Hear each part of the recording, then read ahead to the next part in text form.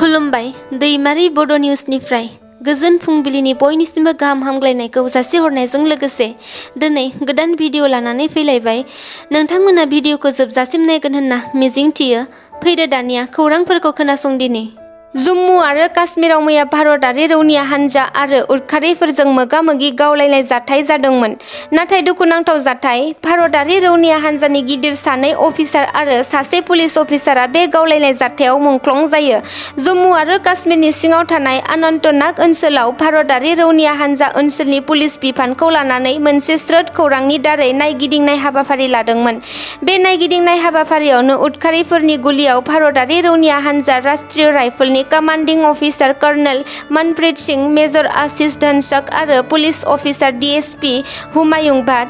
बे नायबिजिरनाय हाबाफारिखौ कर्नेल मनप्रीत सिंहआ दैदेनदोंमोन। बे जाथायखौ लानानै हादरनि सुबुंफोरनि गोसोआव जोबोर दुखु मोननायखौ नुनो मोननाय जादों आरो बे जाथायनि थाखाय पाकिस्तान हादरखौ दाय होनानै जम्मु आरो काश्मीरनि रायजो राजाफोरा जोबोरै पाकिस्तान हादरनि बेरेखा दावराव खालामनाय नुनो मोनदों।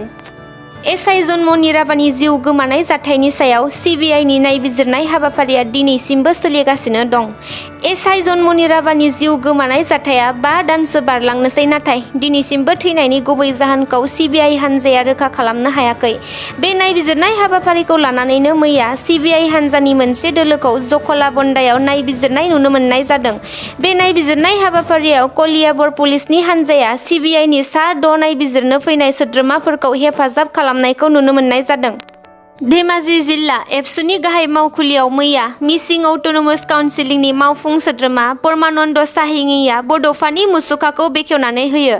धेमाजि जिल्लानि सानजारि नोगोरनि सिमेन्ट साफरियाव थानाय धेमाजि जिल्ला गाहाय मावखुलियाव एमएसिनि 2022-2023 रांखान्थियारि बोसोरनि मावथांखिजों 10 लाख रांजों लुफुंनानै होदों बड'फानि मुसुखाखौ।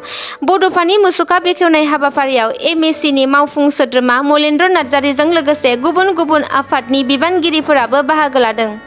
मैयानि 14 सेप्तेम्बर खालाराव इउनाइटेड फराम अफ एक्स एनडिएफबि बिथांमोना खुंगा 35थि मुंख्लं सान फालिदों।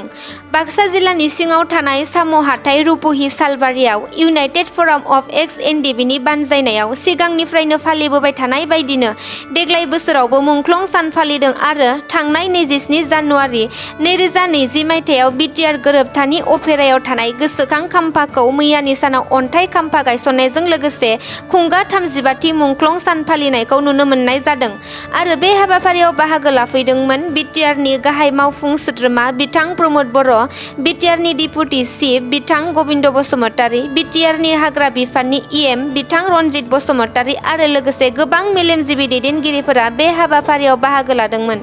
बे हाबाफारियावनो बिटिसिनि गाहाय मानगोनां प्रमद बर'आ खौरां बिजोंनि गेजेरजों फोरमायो दि बिथां मुंख्लंफोरनि हारिनि थाखाय थै आरो जिउ बाउसोमनाया ओरैनो थाङाखै। बिथां मुंख्लंफोरनि जिउ बाउसोमनायावसो दिनै बर' हारिया माखासे राजखान्थियारि गोहोखौ मोननो हादों। बिथांमोननि हारिनि थाखाय नांनायावसो दिनै बर'फोरा थावरिनानै थानो हादों।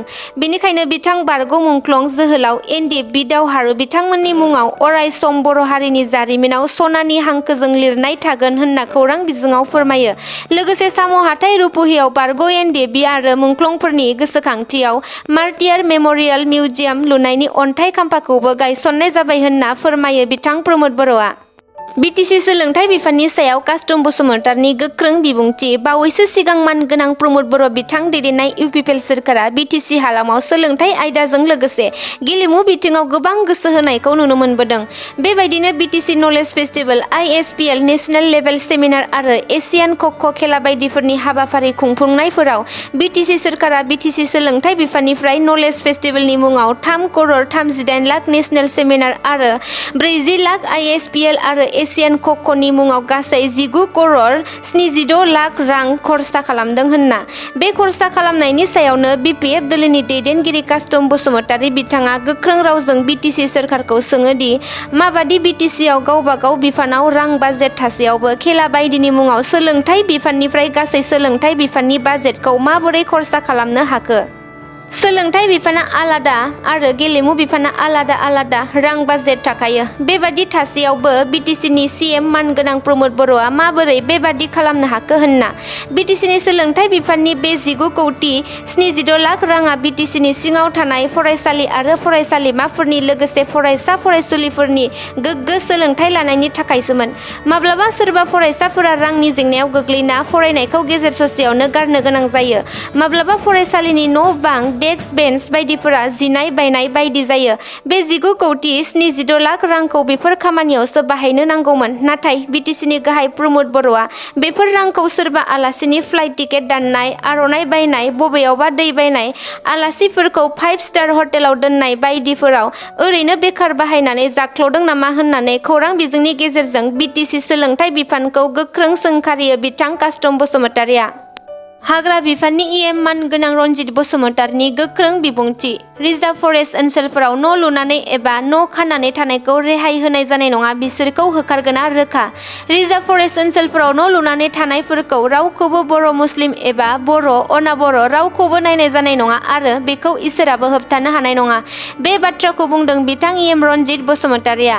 2003 मायथाइनि सिगां जायफ्रा बिटिसिआव दंमोन बिसोरनो बिटिसिनि नोगोरारि। नाथाय बिटिसि नोगोरारिब्लाबो मोन 19 बेल्ट आरो ब्लक जानायनि सिगां जायफ्रा दंमोन बिसोरल' हा बायलाय फानलाय खालामनो हागोन। आरोबाव बिथां रनजित बसुमतारिया फोरमायबावदों दि 2019 मायथाइयाव हाग्रामा महिलारिनि हाइकर्टआव होना दोननाय जमाबन्दियाव मुस्लिमखौल' एरख'नायनि नटिसखौ हरदोंमोन। नाथाय दा बेनो इउपिपिएल सोरखार खुंथाय समाव फैदों।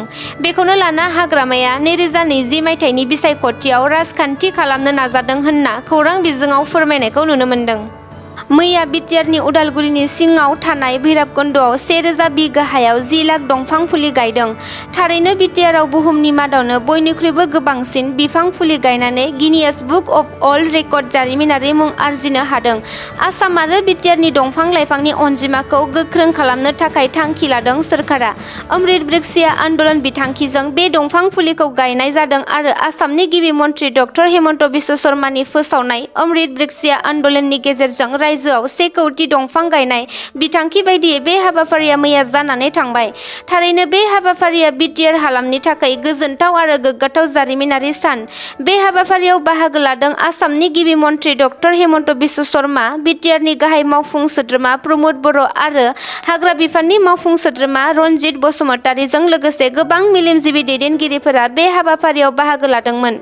बे हाबाफारियावनो बाहागो लानानै बिटिसिनि गाहाय मावफुं सोद्रोमा प्रमोद बर' बिथाङा खौरां बिजोंनि गेजेरजों फोरमायो दि बे गोदानै गायनाय बिफां फुलिफोरखौ सा 250सो एनजिअनि सोद्रोमाफोरा खमैबो 1 दानसो बिफां फुलिया थांखांनो हायागौमानि जोथोन लागोन आरो जेसेबां हायो एसेबांनो बिटिसि हालामनिफ्राय दंफां सिखाव खालामनायखौ होबथागोन होनना। धेमाजि जिल्लानि सिङाव थानाय जनाइनि नाहरजुनाव सासे सुबुङा रेलगारिजों जाब्रबथाय जानानै जिउ खहा जादों। खौरां बिजोंनिफ्राय मिन्थिनो मोननाय बादिब्ला गुवाहाटीनि कामाख्या रेल स्टेशननिफ्राय मुंखर सेलेट फारसे फैबाय थानाय लाचित एक्सप्रेस रेलगारिजों सौग्रावनानै सासे सुबुङा जायगायावनो जिउ गोमायो। जिउ गोमानाय सुबुंखौ नाहरजन गामिनि थागिबि, जायनि मुङा काशीनाथ दले होननानै मिथिनो मोननाय जादों। बेखौ लानानै ओनसोलनि रायजो राजाफोरा गिखांनाय मोन्दों। खौरां बिजोंनिफ्राय मिन्थिनो मोननाय बादिब्ला काशीनाथ दलेया मेलेमारि जेंनाजों भुगिनांनाय सासे सुबुंमोन, जाय जावलिया बादि जेरावबो बेरायबायोमोन। दिनैनि खौरांफोरा एसेनोसै। भिडिअखौ नायनानै मोजां मोनदोंब्ला नोंथांमोना अन्नानै लाइक, शेयार, कमेन्ट आरो साबस्क्राइब खालामनानै होदो। गोजोन्थों।